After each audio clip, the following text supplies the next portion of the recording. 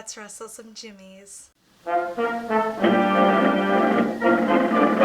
Hello everyone and welcome back to my channel. If you are a subscriber here, hello, welcome back. It is so lovely. Thank you for your support. If you are new here, hello, my name is Marie. I love all things vintage and today I'm going to rant about some vintage misconceptions. If that interests you, stick around for the rest of the video. Let's get started. So today let's talk about the misconception of being born in the wrong generation. I have many thoughts and feelings about this phrase and what this phrase stands for, so I'm going to divide these thoughts and opinions into different categories for my sanity and yours.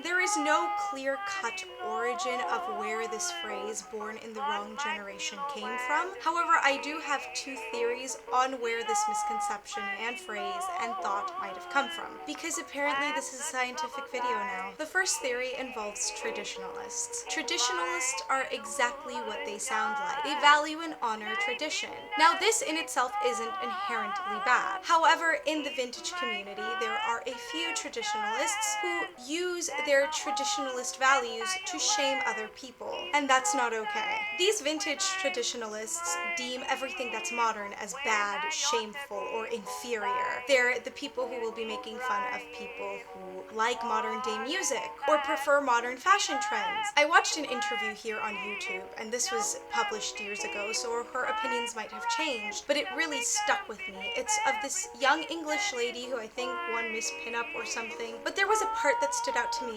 where she was talking about modern day fashion as opposed to vintage fashion. And the way she described women who chose to wear modern fashion was very demeaning. It's okay to like being modest. It is okay to feel confident if you're dressed modestly. These people are also the same people who will go on YouTube compilations of old music and write, "I was born in the wrong generation. This was real music." Hey, I'm a music major and I can tell you that music evolves. And that doesn't make old music better and new music worse. It just evolves, just like human beings evolve. The second theory is definitely based on appearance. I understand that if you're somebody who really doesn't know much about the vintage community and you see somebody dressed like me, you'll probably think, oh, this is one of those people that thinks they were born in the wrong generation.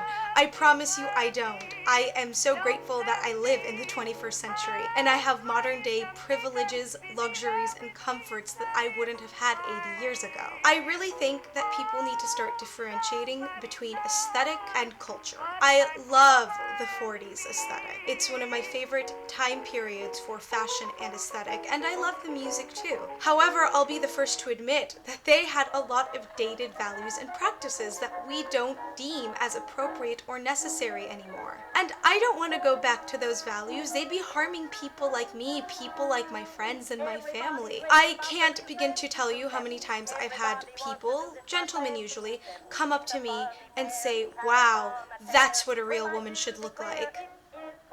A real woman is anybody who identifies as a woman, regardless of the way they look. Needless to say, those comments are really unnecessary and unappreciated and unwanted. If you want to compliment someone for their look, just say, "Wow, that's a really unique look. I love the way you're dressed. I love how you coordinated your outfit. I love your makeup. I love your hair." That way you're complimenting someone and not putting other people down or shaming them. The past wasn't better. It wasn't.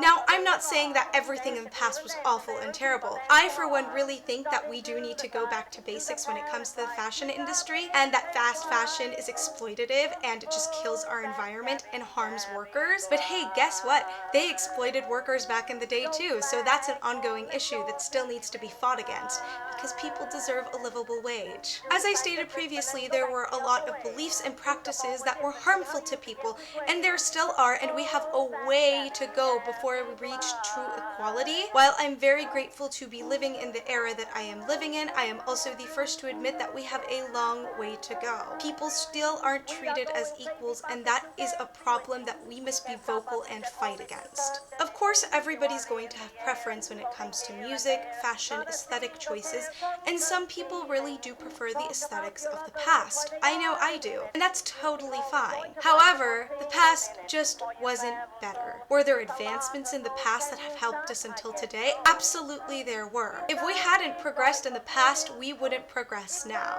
However, we are living in the most technologically advanced, medically advanced, scientifically advanced, and artistically advanced society. I would not trade living in this year for anything in the past.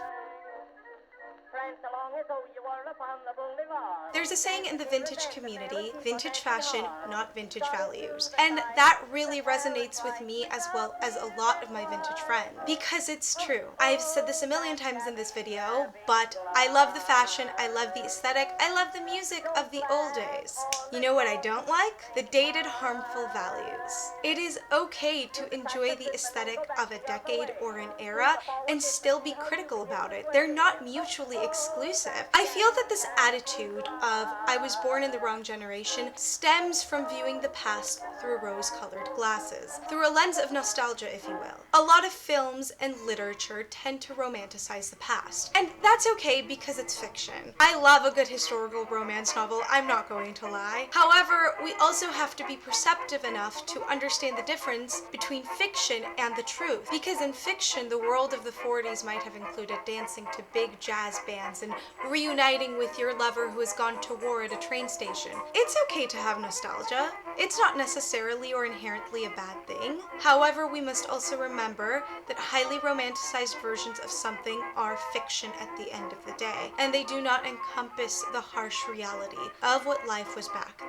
So to all of the non-vintage people who have stumbled across this to see what the heck I am talking about, in conclusion, I was not born in the wrong generation. I am glad to be a part of my generation. I am glad to have platforms such as YouTube and TikTok to be able to express my art and myself. I am happy to have opportunities that 100 years ago, a woman of my background would not have been able to have. And that is it for today's video. If you aren't already subscribed and you enjoyed today's video, please give this video a thumbs up and subscribe. If you would like to see more of my sweaty, poorly lit face, consider following me on TikTok and on Instagram. I post on TikTok at least 5 times a week, and I do live streams every Monday and Friday, and they are usually tutorials. And I post on Instagram whenever the heck I want. I will leave my handles to those below in the description box. If you would like to support my work and you would like to take sewing lessons with me, consider becoming a patron on my Patreon. My videos and my content would not be possible without my patrons, so thank you to my current patrons, and I hope to see more of you there soon. I will also leave the information to that down below in the description box. Thank you so much for watching, and remember, do everything with kindness. I'll see you next week. Bye.